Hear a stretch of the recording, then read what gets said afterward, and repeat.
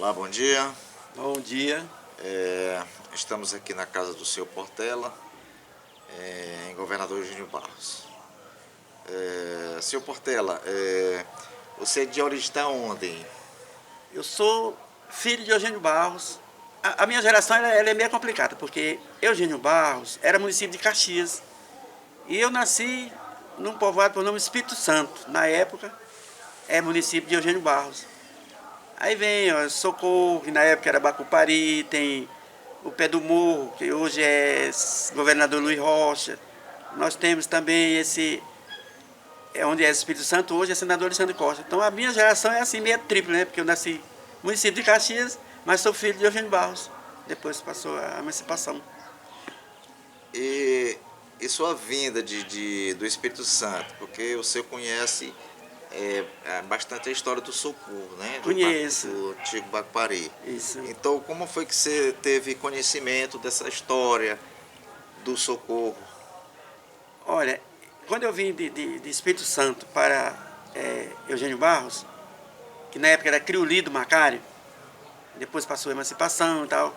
Bom, o Luiz Bandeira, que é o nosso primeiro educador, para mim foi uma pessoa que é um marco na minha vida, foi o Luiz Bandeira Bezerra, que era um educador, era um professor, ele morava lá em Senador, lá em Espírito Santo, e ele fez uma seleção de crianças, na época com 10, 12 anos. Nós tínhamos um time de futebol na época, e ele gostava muito de incentivar a gente. Aí ele trouxe, na época, 14 crianças para fazer um teste, que era aquele exame de admissão, aqui na escola de Governador Eugênio Barros. E eu vim para cá. Passei em quarto lugar, quer dizer, fui o quarto escolhido, aí ficou 10, os 10 classificados. E eu morar na casa dos políticos, né, que eram os vereadores da época, né. Eu fui morar na casa do Zé Cunha, aqui na avenida ali em frente à casa do seu Pedro Cunha. E ao lado era a casa do seu Miguel Cunha, que é o primeiro prefeito, não eleito, porque o primeiro eleito foi o Abreu Sobrinho. Bom, e aí fiquei em Eugênio Barros e me adaptei aqui. E vinha toda vez, vinha a pé. Aí passava no Bacupari, que era o Socorro de hoje. Vinha comigo o Adaías, vinha o seu Luiz, filho do seu Isaías. Então aquela turma toda, nós se uníamos. O Zé de Ouro. Então eu tenho lembrando desses meninos. Aquele menino que é o pai da Terezinha, que é a esposa do seu... Você quer falar do Sindô? O Sindô, olha só, Sindô também. Então essa galera lá de Socorro, nós até brincávamos, quando falava Bacupari eles não gostavam, porque botaram o nome de Socorro e achava muito bonito. Agora quando falava Bacupari, eles não gostavam, porque Bacupari é uma fruta, porque tinha muito naquele açude velho que tem ali, né, na saída da atriz dela, e ali a gente parava, comia, chupava aquela frutinha azedinha, gostosinha, né? Então o Bacupari tinha muitas árvores ali. É que nem o Criuli, Criuli é uma árvore, existia muito aqui em Eugênio Barros, por isso o nome Criuli, é uma árvore. Ainda existe um pé até hoje aqui na Pissá, só tem um. Incrível que pareça, né? O senhor sempre frequentava o Socorro, passava o dia, entendeu? Sim, fim de semana a gente ia para lá, a gente brincava muito. O seu Isaías sempre ele dava lanche para a gente. Então eu tinha essas amizades com os meninos de lá. Depois foi mudando, foi o pessoal do Zé Américo, né? Era o Marconi. E aí foi renovando a galera nossa, né? Nossa turma, o Dinamarca. E aí ficou o neto do Janjão. A amizade continuou. Com o Socorro, eu tenho muitos amigos lá, até hoje. E nos anos 60, diz que o Socorro era violento e tem até uma poesia, tipo um verso, que dizia que Espírito Santo é valente. Baixão do Coco é pior. Ainda existe o Pé do Morro, o Socorro, e o Caracol. Pé do Morro e Caracol. Esse é um poeta, cantor, compositor, Dominguinhos. Ele lá do Socorro, entendeu? Hoje ele mora em Teresina, já gravou vários discos. Inclusive, agora em setembro eu estive lá, gravei o show dele, né, de 80 anos. Olha, rapaz. 80 anos, inclusive tem essa música que fala. Olha só. Que fala nesse Santo refrão é aí. valente, Baixão do Coco é pior. Ainda tem o Socorro, Pé do Morro e Caracol. Aí existe, tem uma história que diz assim, mulher dá com o marido, fica tudo tudo incendeira, fica toda incendeira. Era incrível mesmo isso aí. Então, o Dominguinho, nessa época, era bem jovem, e ele já fez, isso pegou, Isso foi décadas e décadas. Agora ele fez a música. Eu achava... Ele gravou em estúdio e tudo. Incrível, né? Eu tinha até um senhor de lá do Socorro, eu não esqueço o nome desse homem. Ele era na época da política. Ele tinha umas poesias dele, umas músicas que ele fazia na época dos candidatos, né? Aí ele tinha uma música que falava do João Barros. Ele tinha uma música que dizia assim, ó, o João Barros prometeu fazer um posto lá nos Pretos. Os Pretos eram um povo que morava ali perto do açude, né? Era a Rua dos Pretos, ali na Trizidela. O João Barros prometeu fazer um posto lá nos Pretos. Passaram 4 anos, até hoje não tem um feito. Aí ficou aquela melodia que no final diz assim, ele foi apelidado de João dos 4 buracos, ele fez 4 poços e nenhum deu água. Então existia esse lado descontração, talvez, ou político mesmo, não sei. Deve ser o Zequinha que gostava de fazer esse tipo de coisa. Ah, ele era um compositor de tanto, aquele camarada. Ele improvisava rapidinho uma música. Na época da política, ele era o principal para fazer música, os candidatos. O Zequinha, ele hoje é falecido. Ele já faleceu, né? Faleceu. Ele faleceu acho que no ano passado. Eu sei que quando eu vou no Socorro, assim, às vezes muita gente vem falar comigo. Às vezes eu não lembro mais assim, daquele tempo, porque, você sabe, quando eu saí daqui, em 76 eu viajei para Brasília. A minha história é complicada, assim, é muita coisa. Minha história, se fosse fazer uma novela, dava um bang-bang, sei lá. Porque, não que eu seja uma pessoa que foi uma pessoa violenta, é porque divida-se um conhecimento, porque eu tenho muita facilidade de entender uma coisa. Se eu te falar para o senhor, se eu conversar comigo, a minha memória é muito fértil. A minha mãe faleceu em 58. Eu ia completar 3 anos, eu morri em maio, eu ia completar 3 anos em setembro. Mas eu lembro do dia que a minha mãe morreu e lembro da tortura que eu sofri com a mulher que é a minha madrinha, que me levou para um povoado, chama por nome, há mais tempo, município de Bacabal. Naquela época não tinha estrada, existia muita malária naquele setor, e aquilo ali me deixou marcas, que até hoje. Mas eu não cheguei a relevar contra ninguém. Eu sempre procurei fazer o bem sem olhar a quem. O que era bom naquela época, né? Por exemplo, do Espírito Santo ao Eugênio Barros? O que era o atrativo? Porque você sempre estava vindo de lá para cá, daqui para lá. O que era o atrativo para você fazer esse percurso sempre? Olha, a gente na adolescência quer descobrir alguma coisa, né? Quando a gente é jovem, sonha, né? E na época que eu vim para Eugênio Barros, eu era um pré-adolescente e aqui foi a minha adolescência. Porque esse lado de eu gostar daqui, passear, gostar de Eugênio Barros. É uma cidade tranquila, que não tem muito movimento, e isso me faz muito bem. Mas na época, é porque vinha gente de todo lado. Meu amigo, aqui tinha tanta meninas bonitas que vinha estudar aqui em Eugênio Barros. Que aqui o povoado é grande, né? A região São Luizinho, Sendudé. Então juntava todo mundo, Pé do Morro, tudo vinha estudar em Eugênio Barros. Então, a cidade era cheia de alunos, porque o ginásio Bandeirantes funcionava 2 turnos. Aliás, 3 turnos, era um colégio bem... E aqui, a gente conhecia pessoas, então a gente evoluiu, aquela época nossa. Chegou aí, você pode ver qualquer aluno daquele tempo, ele é uma pessoa expansiva, uma pessoa que tem conversas bonitas, como se ele fosse assim, um intelectual.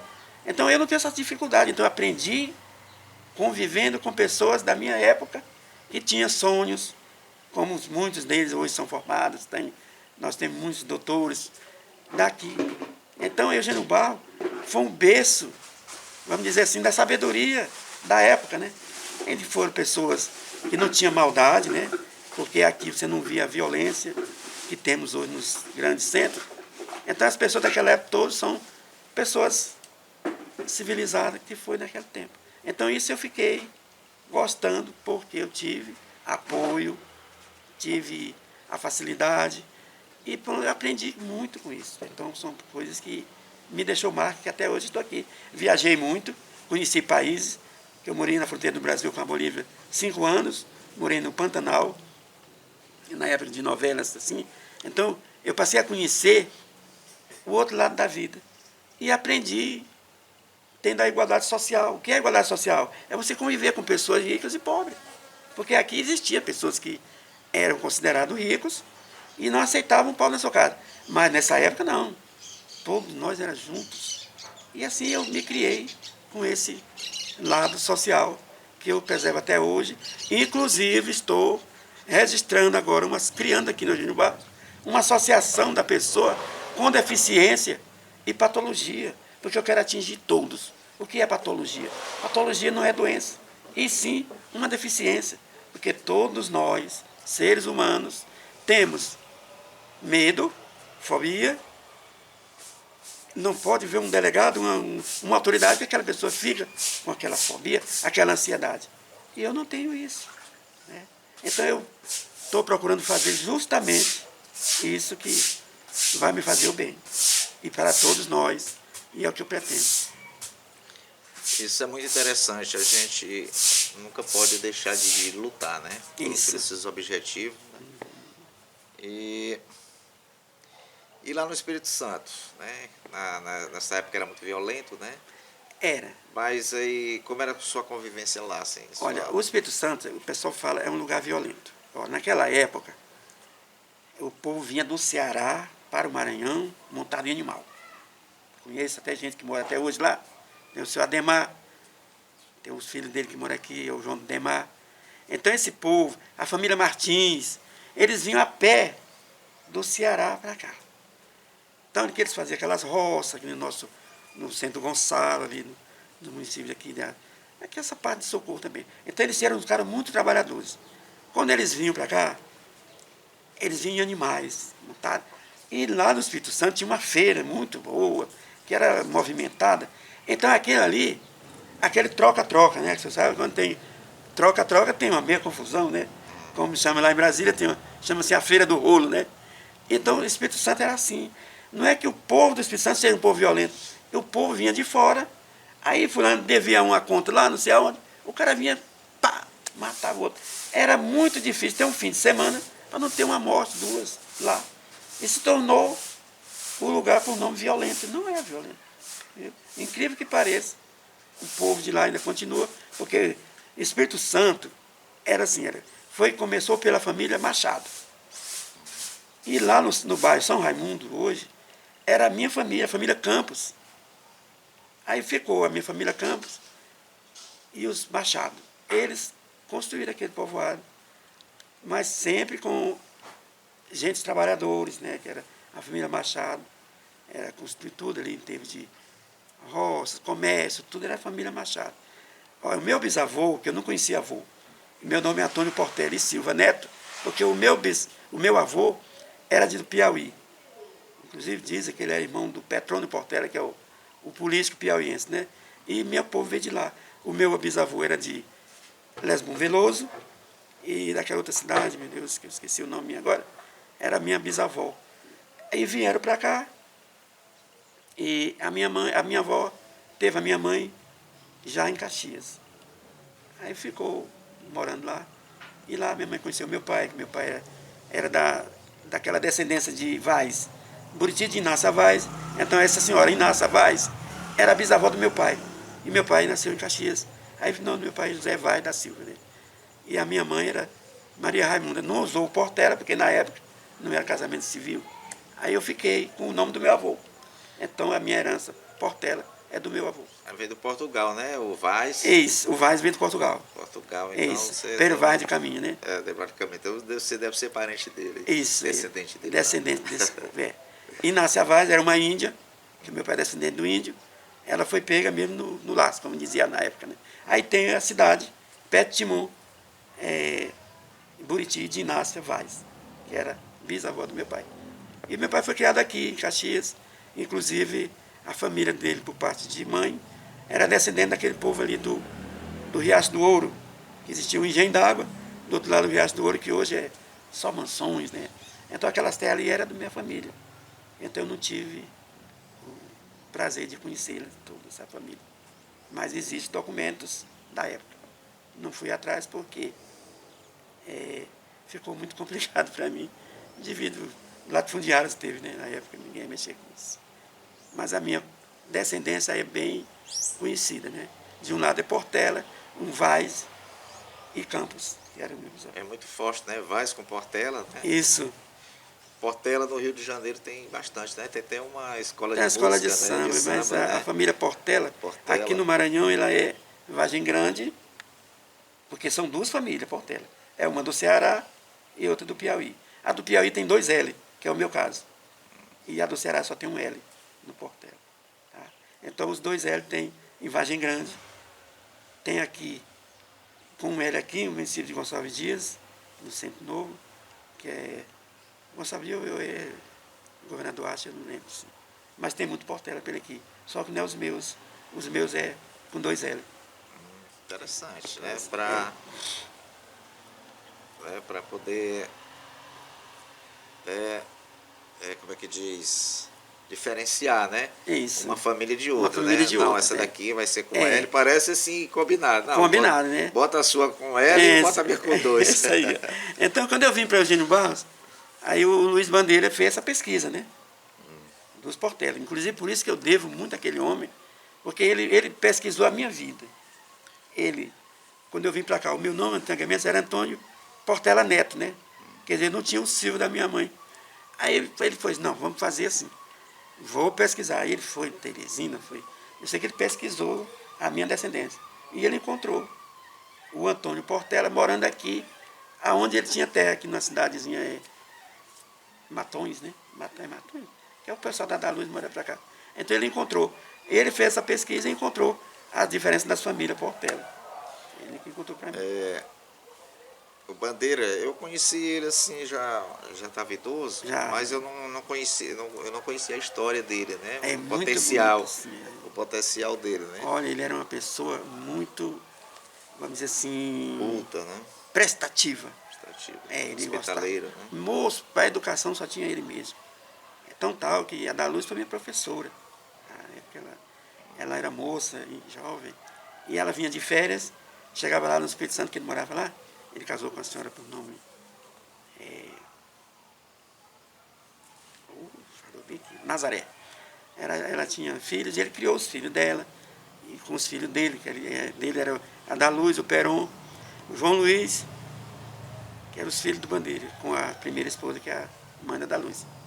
Quer dizer, da Luz, Peron, João Luiz, eram os irmãos dela.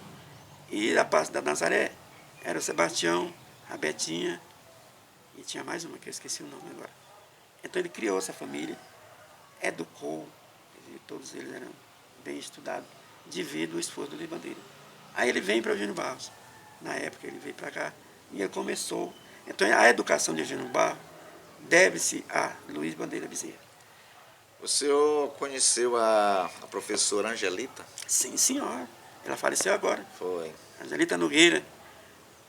Ela me contou um episódio que ela também lecionava no Socorro, ia de animal para o Socorro e voltava. Rapaz, era muito cansativo. Era muito cansativo. Ela foi sua professora aqui, não? Não, na época que eu vim estudar aqui, ela já era idosa. As filhas dela que já estudavam comigo, a Josélia, o Osto, o Ortevan. Então ela já era... Mas ela sempre, todo fim de semana, sabe o que ela fazia? Cada ela tinha uns pés de manga. Ela varria aquilo tudo e chamava nós, alunos. Fazia um piquenique. Era a coisa mais linda, rapaz.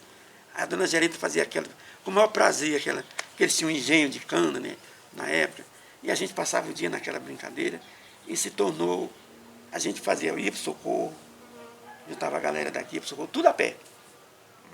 Porque ela era professora lá, e juntava aquela turma do Socorro, senador. Então a gente tinha aquela convivência, que como eu falei para você, que a minha vinda para cá me entregou o quê? Uma grande família, que é a família que eu amo. Muita gente fala, poxa, tu é do Espírito Santo, tu não gosta daqui.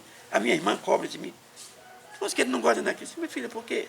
Quando eu chegava aqui, a primeira coisa que eu olhava era uma violência. Tinha dia que eu chegava lá à tarde, teve era até a inauguração de uma escola que tem lá, Dom Pedro. Rapaz, tinha um jogo, daí eu fui, era bem em frente à casa da minha avó. Eu cheguei em casa, tomei um banho e tal, e fui assistir o jogo. Quando eu estou olhando assim, vinha 2 camaradas assim, com a faca na mão e outro com um pedaço de pau. Não, e vinha um com pau e outro na frente e outro atrás, né? E o Josias, que é irmão do Elias, estava cortando carne de porco. E o cara olhou assim, ele descodou, ele soltou aquela faca e ele pegou a faca. E cacou na coceira do outro, cara. Bem assim, perto de mim. Foi o segundo assassinato que eu vi na minha vida. Aqui dali me deu uma revolta, que eu voltei para casa e falei, pai, eu quero ir embora agora. Foi, eu não me lembro dessa cena. Eu quero ir embora daqui agora, pai. Por quê, meu filho? Que foi que eu contei? De ver aquela violência tão cruel, tão fria, rapaz. Todo mundo se divertindo vendo futebol e acontecer. Teve outro caso, mesmo idêntico, que naquele tempo ficou falado que o Espírito Santo era violento, que matava um à tarde e deixava o outro amarrado para matar pela manhã. Essa história eu te conto ela também, como foi. Então são coisas assim que me marcou lá, de eu não gostar de ficar, porque eu não suporto a violência assim. Eu era um tipo de uma pessoa que eu não suportava que... Paz e amor, né? Era, mas eu não suportava um bater num... Eu era pequeno, mas eu queria encarar aquela pessoa. Era um comportamento que eu tinha. Mas Deus me tirou isso, graças a Deus. Eu não tenho esse lado mais não. Mas eu era muito estranho, porque eu não suportava ver uma pessoa agredir um velho, aliás, um idoso, um bêbado. Teve uma cena aqui uma vez que você conheceu o João Firmino. Conheci. Pois é. Aí não gostava de um revólver assim pendurado. Assim, isso, exatamente. Uma vez ele estava jogando sinuca, e aquele Antônio Preto que tinha aqui, estava bêbado, coitado. Nesse tempo era bem aqui onde é a casa pequena hoje. Tinha um bar. E eu vinha da escola de manhã, tinha que fazer educação física. Vinha a turma de aluno. E gente, a novidade tinha uma sinuca, uma coisa assim. E ficamos ali parados olhando. O Antônio Preto está aqui, cochilando. E o João Firmino foi jogar. Isso aqui dele bateu bem nele. E ele errou a tacada. Meu amigo, ele pegou aquele taco, pá, na cabeça dele, quebrou o taco. Vai dormir na tua casa, nego, sem vergonha, tá, aquela coisa. E eu peguei aquele pedaço de taco e não caminhei nele, rapaz. Meu amigo, ele disse, rapaz, que isso? Que nós éramos amigos dentro de infância. Que isso, rapaz? Sei o que eu digo, rapaz, como é que tu faz? Depois eu não ia agredir o cara, e ele com o revólver na mão. Poderia até me matar, né? Poderia sim, com certeza. Mas não aconteceu. Então, graças a Deus. O Genibaldo foi muito atrativo para você. Foi nessa parte. Porque eu era muito carente, que é uma pessoa que perde a mãe com 2 anos de idade. Fico falando uma pessoa muito carente. Inclusive, quando eu morava em Brasília, tinha uma senhora que quando conversava comigo, ela olhava para mim assim e falava, ela é psicóloga, né? Seu Antônio, você é muito carente. Eu digo, sim, porque eu não tive família. E até hoje, eu estou com 68 anos. Para mim dormir bem, eu tenho que botar a mão assim, ou pegar na mão da minha esposa, ou eu ficar assim, ouvindo ela aqui de pertinho. Aquilo eu durmo. Se não tiver aquilo, eu fico me enrolando para um lado e outro. Até hoje. Não daria para você, pro senhor viver sozinho, né? Não. Acho que você sobreviveria. Aquela carência continua até hoje de vida. Eu não tive o colo da minha mãe. Eu sei, você precisa de uma energia, entendeu, positiva para poder sobreviver. Olha, você vê, hoje eu adquiri essa doença que eu tenho, adquiri em hospitais. Foi lá em São Luís. Não vou botar o nome do hospital porque não pega bem, né? Mas eu passei 30 dias sem dormir. Você sabe que no hospital ninguém dorme. E aquilo foi ressecando as lágrimas dos meus olhos. Aquela lágrima foi secando. E o médico constatou que eu adquiri uma bactéria. E até hoje eu tenho essa sequela, o senhor está vendo aqui. Foi devido a essa... Aí descolou a retina dos 2 olhos. Estou em processo de transplante, estou ainda aguardando, né? Mas vai dar certo, mas é uma coisa assim que eu ainda me toca. Eu não gosto de contar essa história porque ela me tocou muito devido... Assim, não me tirou o equilíbrio. Continuo mesmo de sempre. Às vezes até mais, porque eu estou vendo o outro lado da vida, né? Porque eu comparo a vida como uma moeda. A moeda tem 2 lados, mas a gente só vê o valor daquela moeda. Você não vê o outro lado. A nossa mão, nós olhamos muito aqui, não é? Aqui nós só coça. Porque nós não estamos... Então, hoje eu vejo o outro lado da vida e eu vejo que a história da Bíblia, ela é essa história. Nós temos que ver os 2 lados, como ele funciona.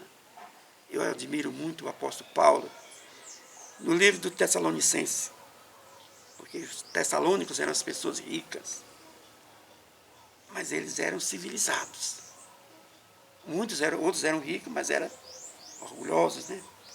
E o apóstolo Paulo chegou nessa cidade, pregou o evangelho, e ali ele conheceu pessoas que sabiam o que é o amor. das igrejas da Bíblia Sagrada, você pode conferir em todos os livros, que a igreja que mais Paulo amava era os Tessalonicenses. Você vai ver como é, porque as outras tudo ele era odiado. Devido ele não ser, antes de ser Paulo, ele era Saulo. E quem era Saulo? Um perseguidor, né? Então a história de Paulo é muito semelhante à minha, à nossa, se nós quisermos, né, aprender. Porque eu aprendi muito convivendo com a natureza. Porque a natureza, irmão, é a nossa mãe. A natureza faz parte do espírito do ser humano. Ó, o índio, a cultura do índio é o quê? A natureza. Dali é que sai tudo, a sabedoria dele. Eu estou vendo a Constituição hoje, aquele debate que teve ontem, muita gente vibrando, derrubou o governo e tal. Gente, que falta de conhecimento, falta de estudo, falta de tudo ali. Ó. Por quê? A Bíblia Sagrada ela nos mostra tudo isso aí. Nós temos que amar primeiro a natureza. Você pode observar os pássaros. Eles vivem de comer o que tem na mata, né? É, exatamente. Então, e nós? O que a gente faz? Corta aquela mata, expulsa os passarinhos para lá. É. O índio é a mesma coisa. Antes do Brasil ser descoberto, como fala na história, já existia índio. Eles eram o dono. Então, dali ele tirava tudo.